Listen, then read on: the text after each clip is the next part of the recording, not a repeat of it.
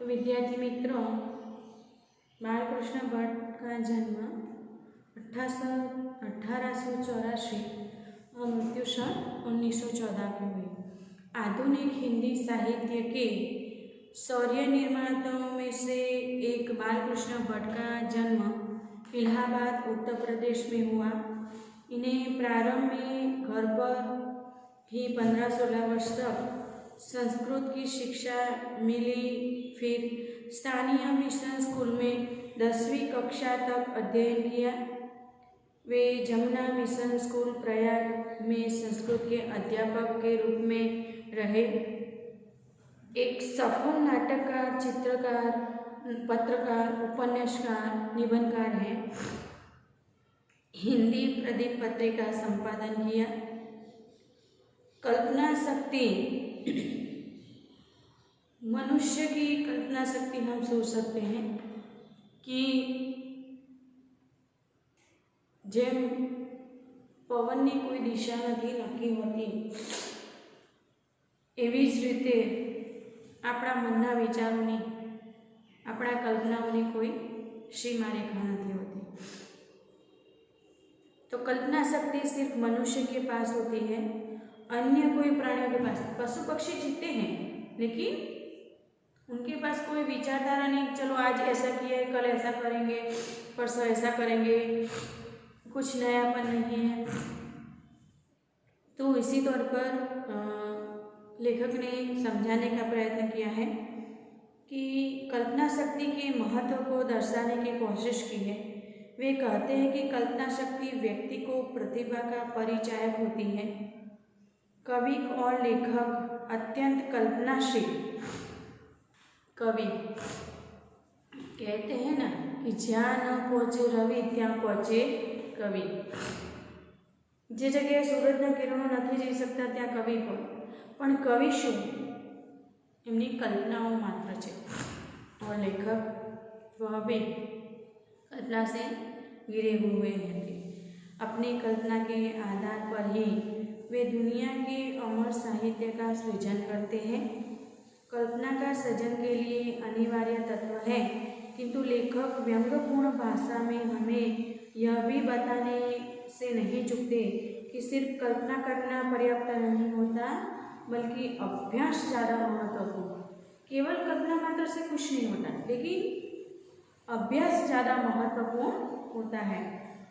तो आइए देखिए विद्यार्थी मित्रों, लेखक क्या कहना चाहते हैं। ध्यान में रखना कि कल्पना शक्ति पाठ की यथार्थता एवं शिष्टता की चर्चा कीजिए। तो आप, मेरा आपसे निवेदन है कि जब भी आप ये वीडियो देखने बैठे तो मेहरबानी करके आप कृपया पाठ्य पुस्तक लेकर बैठे, क्योंकि कुछ पाठ ऐसे होते हैं निबंध प्रकार के जो हमारी समझ से परे होते हैं, लेकिन मैं आपको पूर्ण तरह से समझाने का प्रयत्न करूँगी।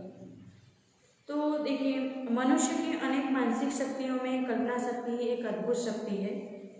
यद्यपि अभ्यास से यह सतगुण अधिक शक्ति है, पर इसका सूक्ष्म अंकुर किसी के अंतःकरण में आरंभ होता रहता है, जिसे प्रतिभा के नाम से पुकारते हैं और जिसका कवियों के लेख में पूर्ण उद्गार देखा जाता है। Kalidas, horse, Shakespeare, Milton. देखिए,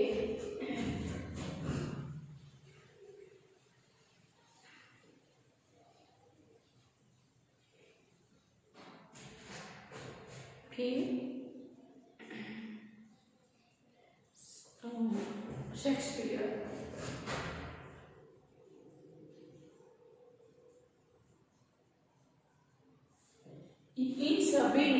इन सभी ने कल्पना के माध्यम से पूरे साहित्य में अपना स्थान प्राप्त किया है।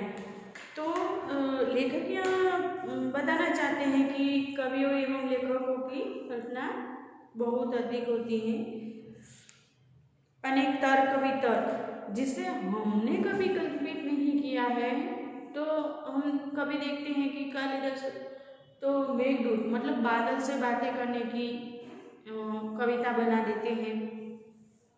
अनेक तर्क वितर्क होते हैं भूल भुलैया में चक्कर मराता, टकराता, अंत में किसी सिद्धांत पर आकर ठहरता है कि कोई प्राक्तन संस्कार का परिणाम ईश्वर प्रदत्त शक्ति, जीनियस, मतलब कुछ ईश्वरीय शक्ति ऐसी है। कवियों को अपनी कल्पना शक्ति के द्वारा ब्रह्मा के साथ होड़ करना कुछ अनुचित नहीं है, क्योंकि जगत सृष्टा तो एक ही बार जो कुछ बन पड़ा, सृष्टि निर्माण कौशल्य दिखलाकर आकल्पना पारागत हो गए। पर कविजन नित्य नई नई रचना के घंटत न जाने कितनी सृष्टि निर्माण चातुर्य दिखलाते हैं। तो वे तो कभी ब्रह्मा से बात करते हैं, कभी धरती के गहराइयों में जाके बात करते, कभी आसमान से बादलों से बातें करते हैं। उनकी कल्पना का कोई सीमित सीमा रेखा निश्चित नहीं है।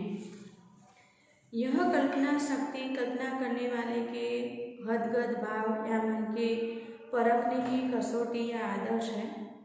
शांत या वीर प्रकृति वाले से श्रृंगार रस प्रधान कल्पना कभी न कभी बन पड़ेगी। महाकवि मतीराम भूषण, देखिए,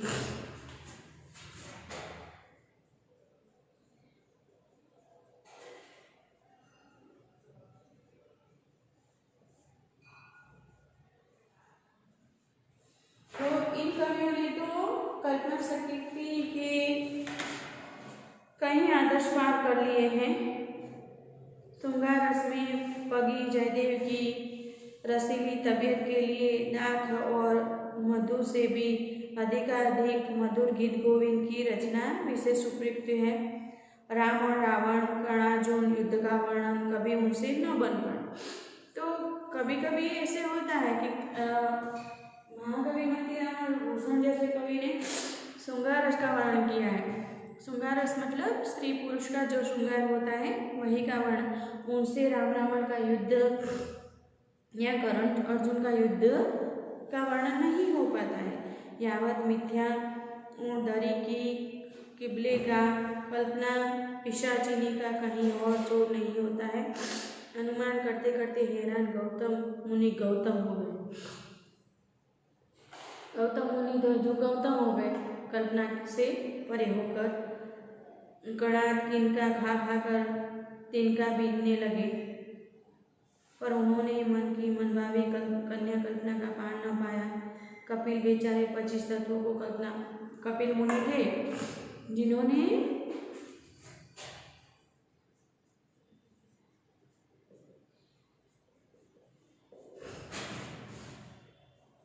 पच्चीस तत्वों को खोजते खोजते उनका पूरा जीवन व्यतीत हो गया। उन्होंने कल्पना को पिशाचिनी भी कहा है। तो कपिल अर्थात पीले पड़ गए। व्यास ने इन तीनों महादार्शनिकों की दुर्गति देख मन में सोचा, इस बुद्धि के पीछे दौड़ता फिरे यह संपूर्ण विश्व जिसे हम प्रत्यक्ष देख सुन सकते हैं, सब कल्पना ही कल्पना, मिथ्या, नाशवान और क्षणभंगुर है, अतएव हेय है। उनकी देखा देखी बुद्ध ने अपनी बुद्धता का निष्कर्ष निकाला। तो इन कवियों के माध्यम से कहीं सदियों तक चला आ रहा है। तो बुद्ध देव ने इन कल्पना से भी पूरा बुद्धत्व निकाल दिया। कुछ कल्पना जन्य है, अधिक्षण नश्वर है। ईश्वर तक तो उन्होंने उस कल्पना के अंतर्गत ठहरा कर शून्य तथा निर्वाण की हो मुख्य माना। रेखा गणित के प्रवर्तक उकेलिडीस यूक्लिड ज्यामिति की तरह हर एक शकल में बिंदु और रेखा की कल्पना करते करते हमारे सुकुमार मती दिनों छात्रों का दिमाग की ही चाट गए।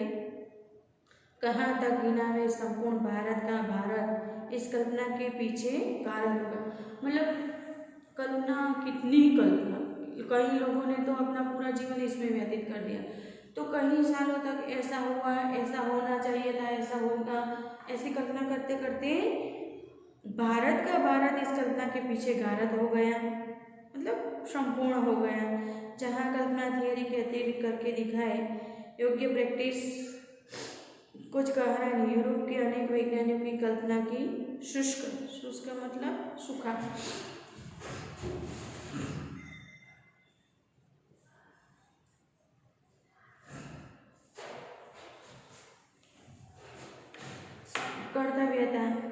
मैं परिणित होते देख वहाँ यहाँ वालों को मन मन पछताना और कल्पना पड़ा। कल्पना से क्या हो गया? कल्पना।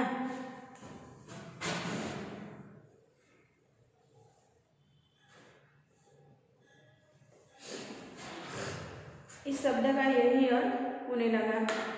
प्रिय पाठक, यह कल्पना बुरी बला है। सोच नहीं सकते हम, कभी कभी बैठे बैठे सोचते हैं तो कहाँ से कहाँ पहुँच जाते हैं। धरती से लेकर पूरे स्वर्ग तक पहुँच जाते हैं। हमारे पास ऐसा होगा, ऐसे गाड़ियाँ होगी, ऐसा चाहो जलाली होगी, ऐसे पैसे होंगे, ऐसा करेंगे, वैसा करेंगे। मतलब कल्पना एक बुरी बला है। तो मनुष्य ठीक है, अच्छी कल्पना हुई तो ठीक है, उसे पूर्ण करने के लिए हम लग जाए, वह बात सही है। लेकिन कभी कभी कुछ ऐसे ख्यालात, कुछ ऐसी कल्पना हमारे दिमाग पर जोड़ देती है और कुछ गलत काम भी हो जाते हैं। चौकस रहो, इसके पेज में कभी मत। हाँ सही, मैंने बोला कि आप कल्पना करो, विचार में बैठते हैं तो कहीं घंटों लग जाते हैं, लेकिन अच्छे विचार करो और उस पर अपना काम करना शुरू कर दो। गलत काम के इरादे में कभी कल्पना को जोड़ मत देना, उसके पेज में मत पड़ना, नहीं तो पछताओगे। आज हमने भी कल्पना की, कल्पना में पढ़ बहुत झूठी मूठी कल्पना का थोड़ा सा समय नष्ट किया, क्षमा करिएगा। तो लेखक ने हमें यह बताने का प्रयत्न किया है कि कल्पना में अपना समय व्यतीत मत करो, कल्पना एक बुरी बला है। आपके स्वाध्याय कार्य में भी यह प्रश्न है कि कल्पना एक बुरी बला है, इसके आधार पर आप प्रश्न का जवाब दीजिए। तो विद्यार्थी मित्र ध्यान में रखिए कि कल्पना, इसीलिए यह पाठ दिया गया है कि लेखक ने पूरी तरह से हमें बताने का भी प्रयत्न किया कि मैंने आपका समय बर्बाद किया, लेकिन समय बर्बाद नहीं है विद्यार्थी मित्र। आप नई रचनाओं की और कल्पना का अपना ध्यान केंद्रित कीजिए और उस पर अमल करने का प्रयत्न कीजिए, तो आपको अच्छे परिणाम दिखेंगे। तो आपका पाठ यहाँ पूर्ण होता है। शब्दार्थ और टिप्पणी लिख लेना। स्वाध्याय कार्य में ध्यान में रखिए, विकल्प है कल्पना शक्ति की संस्कार का परिणाम है। तो कल्पना शक्ति मानसिक शक्तियों का एवं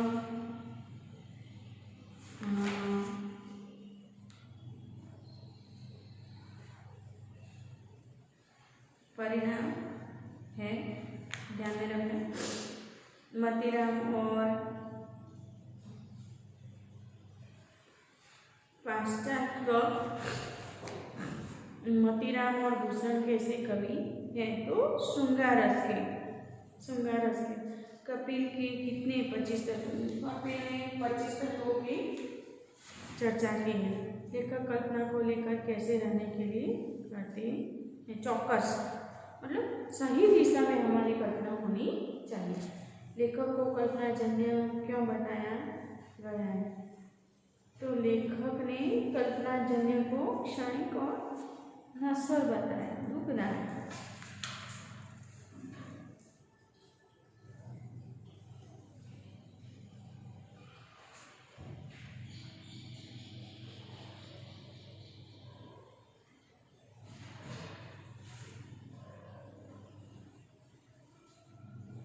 विद्यार्थी मित्र, आप स्वाध्याय कार्य लिख लेना। आशय स्पष्टीकरण का जो प्रश्न है आपको निबंध विभाग में लिखना है। मैंने आपको समास सिखा दिए हैं, तो उसी के आधार पर आपको समास के भेद बताने हैं। और एक प्रश्न है कि 7वां प्रश्न है, लेखक ने निम्नलिखित शब्दों का व्यंग के लिए किस तरह उपयोग किया है? तो गौतम, कपिल और कल्पना, उनके आधार पर आपके पाठ्य पुस्तक में वाक्य दिए गए हैं, वो आपको लिखने हैं। तो कल्पना शक्ति ईश्वर प्रदत्त, कल्पना शक्ति को